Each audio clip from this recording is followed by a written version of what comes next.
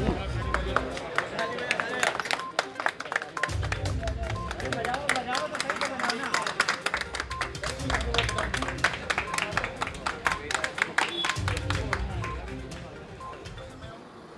हुसैन सुल्तान रणभूमि न्यूज़ में आपका स्वागत करता हूं।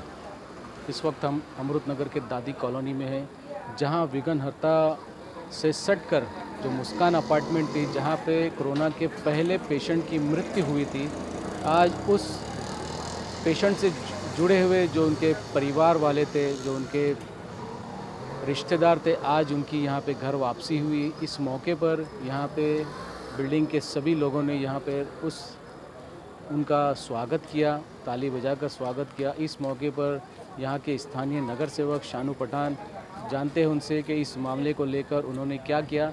सबसे चिंता की बात यह है कि मुमरा कौसा में आज जो 6 से 7 पेशेंट की जो बढ़ोतरी हो रही है और लगातार मुमरा कौसा में कोरोना के पेशेंट की बढ़ोतरी हो रही है। तकरीबन 70 के आसपास यहाँ पे जो कोरोना के मरीज़ हो चुके हैं। ये सबसे बड़े चिंता का विषय है। इस बारे में यहाँ के स्थानीय नगर सेवक शानू पठान से जानते हैं कि क्या कहा उन्होंने।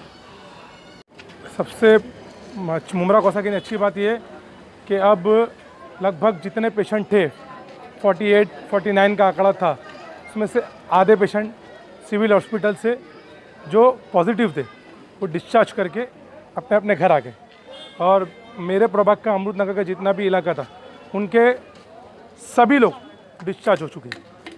उनके क्वारंटाइन के लोग भी लगभग आ चुके, वो पेशेंट भी डिस्चार्ज हो चुके। लेकिन मैं आपको ये बताना चाहता हूँ कि दुख के साथ कि कौसा के अंदर कोविड के पेशेंट की तादाद बढ़ रही। हाल फिलहाल में ही अभी की एक रिपोर्ट है कि कौसा के अंदर 6 पेशेंट और बढ़े। आज अभी लेटेस्ट रिपोर्ट बता रहा हूँ मैं। तो इसीलिए मैं आपके ज़रिए मुमरा कौसा की आवाम से ये गुजारिश करना चाहूँगा कि रमज़ान के महीने में सिर्फ़ अपने घरों में जितनी ज़रूरत है उतनी ही चीज़ें ले, ना ईद के चक्कर में पड़े, ना ही रमज़ान के लिए हम ज़्यादा खरीदी करें। हमें जितनी ज़रूरत है उतने टाइम पर उतरे, क्योंकि इसके लिए एहतियाती हमारे जो नानावटी के डॉक्टर लोग थे, जिनको मेरे दोस्त थे, वो आए। ऐसे कई डॉक्टरों से मेरी बात हुई। इसका इलाज ही एहतियाती है। सोशल डिस्टेंसिंग का ख्याल रखें और एहतियाती करें। ऑटोमेटिक कोविड की लड़ाई हम जीत जाएंगे और कोरोना हार जाएगा। मुमरा कौसा की आवाम से मेरे आपके माध्यम से मैं यही विनती करना चाहता हूँ। शानू भाई, जो कोरोना पेशेंट की जो बढ़ोतरी हो रही है, तो कहीं ना कहीं वो पुराने कोई मर्ज में मुब्तला तो नहीं है? नहीं, 2 बड़ी चीज़ें। एक, अभी तक ये जो मामला है ये फैमिली वाइज ही, मतलब बाहर नहीं, पब्लिकली नहीं घुमानी है। एक जो पेशेंट के रिलेशन से दूसरे रिलेशन से तीसरे रिलेशन, ये भी आप देखेंगे तो रिलेशन ही है। विघ्नहर्ता के रिलेशन इधर था। और डॉक्टरों का ऐसा बोलना है कि malaria, kidney patient, dialysis patient, जो भी दूसरे ऐसे पेशेंट है, उनको ये बीमारी हमारी लड़ाई की जो क्षमता के अंदर जो अंदर जरासीम रहते हैं वो कम हो जाते। और इसीलिए जो कोविड है वो हम पे ज़्यादा इफेक्ट करता है। इसीलिए बीमार पेशेंटों को तो एहतियाती ही करना चाहिए। और हमारे घर के नौजवान लड़के लोग क्या करते हैं, कभी उनको जो नौजवान है उसके कारण उनको ये बीमारी का असर मालूम नहीं पड़ता है, लेकिन अपने घर के बुजुर्गों को ये बीमारी दे बैठते भूल चुक में। इसलिए हमें एहतियाती ये करना पड़ेगी कि हम लोग को, नौजवानों को ये खास तौर से ध्यान रखना है कि हमारे घर में बुजुर्ग और हमारे घर में जो बीमार है उनकी एहतियाती के नहीं, उनकी भलाई की नहीं, हम खुद भीड़ की जगहों से बचें। ये सब कोरोना के जो बढ़ोतरी हो रही है, लेकिन अभी कई इलाकों में वापस जो सैनिटाइज किया जा रहा था, जो तेज़ी से टीएमसी की तरफ से, अभी सैनिटाइज नहीं किया जा रहा पूरे इलाके को। अगर ऐसी बात है तो मैं कल ही वापस सैनिटाइजर के लिए पूरे मुमरा कौसा के अंदर जाके बोलूँगा।